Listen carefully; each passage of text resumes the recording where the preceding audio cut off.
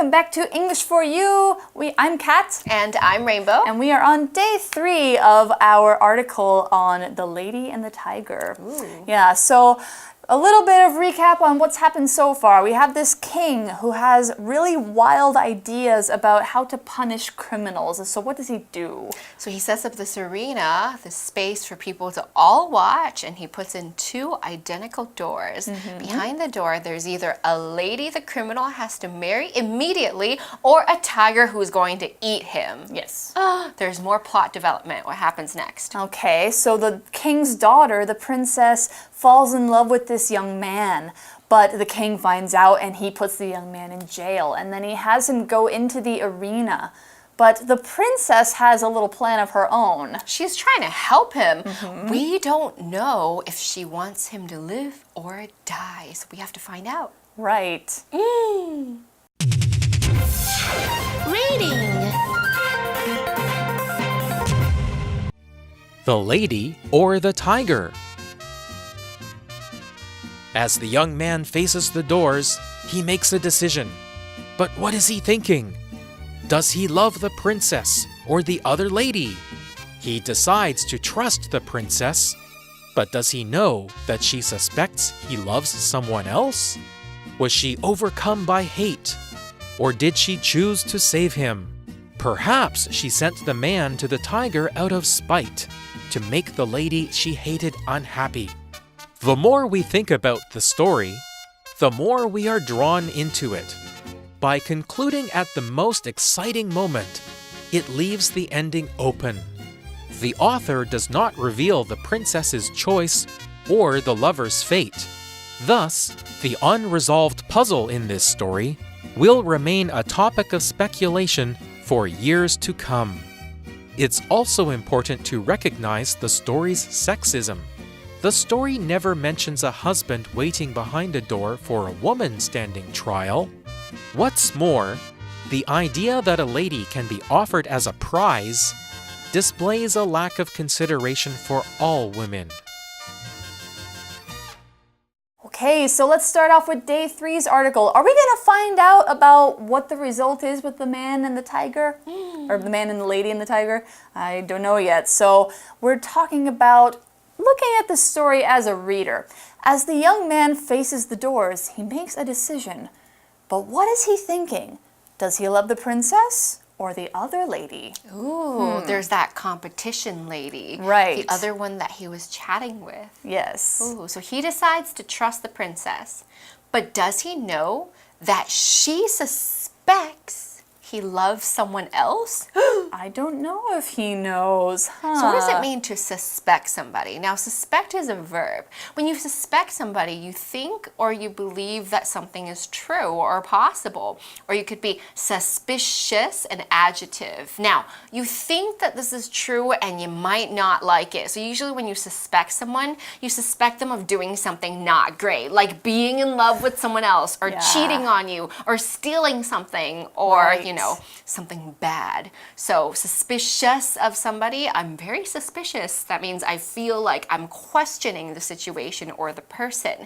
We can also use suspect as a noun. Suspect, so a suspect is somebody who other people are suspicious of. Okay, so suspect is a person who may be accused of committing a crime or doing something bad. So when we use suspect as a verb, we can say that the policeman suspects somebody committed a crime. We can say a teacher suspects her student is cheating, or a mother who suspects that her child is lying. So in this case, somebody is being suspected. So princess suspects that the man loves somebody else. Okay, I have a sentence for you. No one knows who killed her, but the police suspect her husband. It's always the husband, isn't it? The husband or somebody close to them.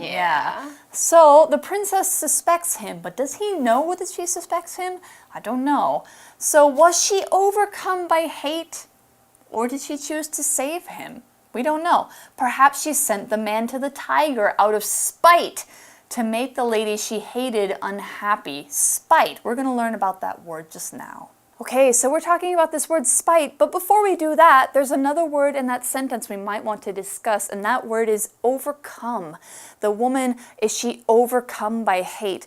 When you are overcome by something, that means this feeling takes over you and you can't control how you feel anymore. So maybe if you're overcome by fear, you feel so scared that you can't stop being scared. Or if you're overcome by sadness, then the sadness goes through all of your body and breaks your heart. But was she overcome by hate, or did she want to do something out of spite to this man? Well, here that's the word we're talking about now, spite. Spite is a noun that is a feeling of wanting to hurt somebody or make them upset just because. Like if you're jealous or you feel like the person wronged you, or because you want to feel satisfied that you hurt somebody, that you're happy that they're sad. When you hurt somebody out of spite, it's usually somebody who doesn't really deserve it, or the situation is not going to be better because you did it. It's just hurting somebody or ruining something for selfish reasons. So here's another example. I broke my mother's favorite vase out of spite after she grounded me. All right, so we have the phrase out of. So when you do something out of something, that means we're talking about your motive or what caused you to do something. So I can say, I did something out of my own interest, which means caring for what I'm interested in or caring for what I'm thinking about. Or I, hit somebody out of anger. That's mean. Or like, I said yes out of pity. Let's say, okay, I guess I'll come with you because I feel sorry for you. Yeah. So it's basically your motive or what your actions are caused by, a feeling or an attitude. So in this article's case, we say she did it out of spite. So I did it because I didn't like something. Okay, all right. So the next sentence says, the more we think about the story, the more we are drawn into it. Okay, so we have the more something something, the more something something. So we have two different verbs in contrast. So comparison and contrast are expressed by the use of the something something, the. So these are comparative adjectives in parallel clauses. So the more I look at it, the more I think it's very strange, or the more I see her, the more I feel that she's very sad, or something like that. So we're doing a comparison. So here's an example. We have, the higher you climb up the mountain, the colder it gets. So it's a comparison between the height and the temperature. Yeah. The more I think about his ideas, the more doubtful I become. So something increases as something else increases. Can you also do increase and decrease? Like the more I see, the less I believe? Oh, yeah. So we could say like, the more I look at her, the less I like her. It's like, oh. Probably what the princess is thinking, huh? Yeah, exactly. So we can use another phrase that comes in the sentence that says to draw somebody into something. So draw, in this case, it's not drawing with a pencil, it's to pull something in. So drawing somebody into something is to pull someone to something else. Not literally, though. I think we're talking about it more like pulling your mind into the story. Yeah. Drawing in, so making you think more about it, making you consider it more. Yeah, so we're drawn into the story. And then, by concluding at the most exciting moment, it leaves the ending open. What? So we never find out what happens? I don't think we do. We never find out. Oh my God, that's terrible. Because it concludes. Conclude is a verb, which means that you end something by saying one final thing, or giving an ending to something that's been going on for a long time. Oh. So we get this story, it goes up and up and up like this until we're the most tense and we really want to know what happens. And then it's over. So that means that we're so excited, maybe we'll start talking about the story more. Maybe that's what it's meant to do. So here's another example of conclude. The speaker concluded her talk by telling everyone that she would be retiring that year. Wow, that's big news. Yeah, and a big way to end a talk. Yeah. Now, when we talk about the word conclude, we can also say in conclusion. This is something we put at the last paragraph, or we can call the conclusion paragraph. So we say in conclusion, that means you're summarizing, you're explaining your points and you're stating your final point. So we can use in conclusion to conclude a story or a paragraph or an essay. All right, finally our sentence, the author does not reveal the princess's choice or the lover's fate. All right, so we have the verb reveal. This is a verb to mean to make known, especially something that was not previously known. So for example, I can say, I'm going to reveal a secret. So I'm going to tell you a secret that nobody knows about. Okay, I have another sentence for you. The man was sent to jail for revealing government secrets to the Russians. All right, so going on with the article here, it says, thus, the unresolved puzzle in this story will remain a topic of speculation for years to come. Unresolved. So if something is resolved, we know that it's wrapped up nice and neatly. There's like a good the end kind of moment. And that means that we know everything that's happened and we know how it ends. But this story is unresolved. Un means not, so we don't know what's going to happen. And that means that we can start doing some speculation. Speculation is a fun word because it means guessing and creating stories from your mind. Whether they're true or not, we don't know. Speculation works on kind of a what if this thing were true feeling. What if the princess actually liked this girl? What if the tiger's not that hungry? We can only imagine what the truth might be, and we might never really know. So speculative fiction, is another example of this. It's stories that are written about worlds and things we can only imagine. It's fun to speculate. Yeah, okay, and we finally have the years to come. So the years to come just means any and every year after this. There's no end to it. On and on and on forever. So the years to come means many, many, many years later. So we usually say to come with years or with yet. Okay, so there's a famous song called The Best Is Yet to Come, which means we're still waiting for good times in the future. So still to come means still in the near future. Right. And what's the last sentence in this article? Okay, let's see. Oh, this is a big one. It's also important to recognize the story's sexism. Ooh, what does sexism mean? Sexism means that you are kind of not very nice to women. Ooh. And so this story never mentions a husband waiting behind a door for a woman standing trial. Don't women commit crimes too? Yeah? All right, so we have the verb recognize. To recognize means to accept or admit that something is true. So for example, it's important to recognize that climate change is a serious global issue. So we have to know, we have to acknowledge, we have to see it, we recognize it. Now, we mentioned the word sexism earlier. So this is actions based on the belief that one member of one sex is less intelligent or able or skillful than the other side. Okay, so usually it's that women are not as smart, they're not as bright, they're not as capable as men. We can see this a lot in history where women make less than men, and this is something that modern society is really concerned about, and people are really talking about sexism as a primary issue today. Okay, so we're talking about how this article can be kind of sexist, or not this article, the story can be kind of sexist, in that, what's more, the idea that a lady can be offered as a prize displays a lack of consideration for all women. So consideration here. Consideration means the quality of being sensitive toward other people and thinking about what they want or what they're feeling like. And here's an example. The murdered victim's name has not been released out of consideration for the family members. So it means they're thinking about the family members' feelings. So do you agree that this article is kind of sexist? I think so, but so are a lot of fables and stories. I think in the past, sexism was a very big issue and something that is spread without this intention, and it's something that in the modern day we can look back on and think more about. Yeah, they didn't think about it. However, I also know that this story was written in about the 1970s. Oh. So it's only 40 years old. Wow. It's new enough that you might think that maybe he should have thought more about the feelings about women in this story. And also, what do the women do who commit crimes? Are they put into the arena?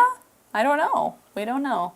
Unresolved. Unresolved, exactly. Just like the story. All right, so consideration is a noun, but we're going to talk about more cases where you could consider something else. In a people-to-people relationship, what does it mean to consider another person's feelings? Right. So there's actually a few different forms of the verb or the word consideration. Consideration is just the noun. It's got that T-I-O-N at the end. That's how you know it's a noun.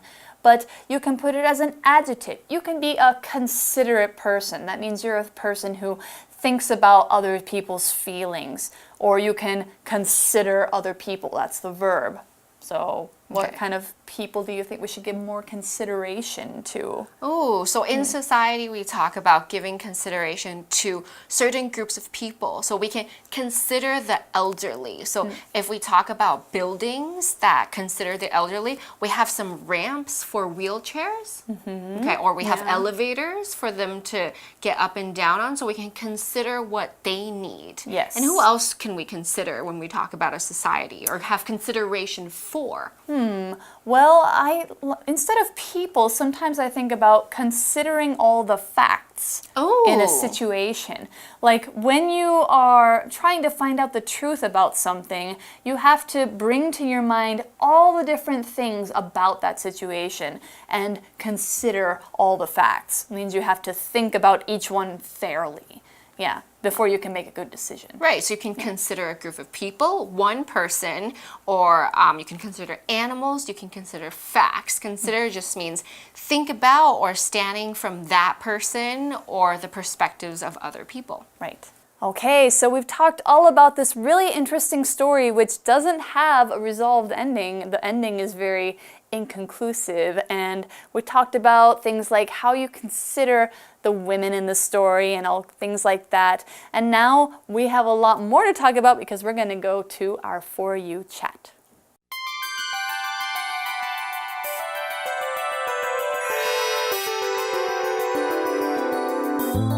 For You chat. Today's question is, do you think the princess told the man to go to the lady or the tiger, and why? Kat, what do you think? What do I think? Well, last time we were putting ourselves in the princess's shoes, thinking like, if we were the princess, what would we do? But this time we're talking about who she is, kind of, as a person. I think since they mentioned in the beginning, she's a very hot-blooded person. So she might be very, very jealous. And she might be the kind of person who thinks, if I can't have my man, nobody can have him. I'm gonna kill you. So I think she might have, I'm gonna say 60%, I think she might have told him to go to the tiger. I think so too. It would make things a lot less complicated for her. Oh, that's true.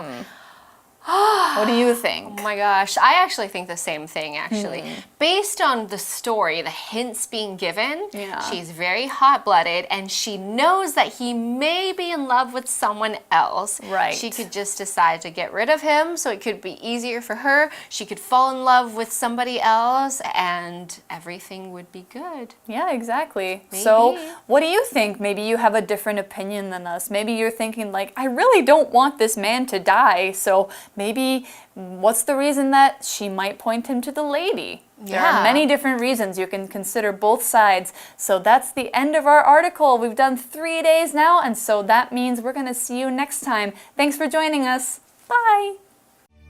The lady or the tiger? As the young man faces the doors, he makes a decision. But what is he thinking? Does he love the princess or the other lady? He decides to trust the princess, but does he know that she suspects he loves someone else? Was she overcome by hate, or did she choose to save him? Perhaps she sent the man to the tiger out of spite, to make the lady she hated unhappy. The more we think about the story, the more we are drawn into it. By concluding at the most exciting moment, it leaves the ending open. The author does not reveal the princess's choice or the lover's fate. Thus, the unresolved puzzle in this story will remain a topic of speculation for years to come. It's also important to recognize the story's sexism. The story never mentions a husband waiting behind a door for a woman standing trial. What's more, the idea that a lady can be offered as a prize displays a lack of consideration for all women. Vocabulary Review. Suspect. My mother suspected that my brother broke the window, but he angrily denied it. Spite. Millie broke her sister's toy out of spite. She didn't want her to have it. Conclude. After the movie had concluded, the audience stood up and left the theater. Reveal. The superhero refused to reveal his identity to the police. Recognize. I hadn't seen Sarah since she was 6, so I barely recognized her when we bumped into each other last week. Consideration. Sam showed consideration for his girlfriend by buying her cold medicine when she felt sick.